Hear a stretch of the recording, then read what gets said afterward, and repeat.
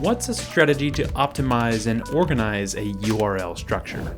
Employing a clear and logical URL structure enhances user experience and aids search engines in understanding the website's content. Firstly, we'd recommend you ensure that your URLs are concise, descriptive, and readable. Use relevant keywords that accurately represent the content of the page. Avoid using long strings of numbers and irrelevant characters that can confuse both users and search engines. Secondly, create a hierarchical structure by organizing URLs into categories and subcategories. We call this an SEO silo, and it helps users as well as search engines navigate the website more efficiently because it provides a clear site hierarchy. Thirdly, use hyphens to separate words in the URL instead of underscores or spaces. Hyphens improve readability and are preferred by search engines. Fourth, avoid using stop words in URLs, such as and, the, or in, as they add unnecessary length and have little SEO value.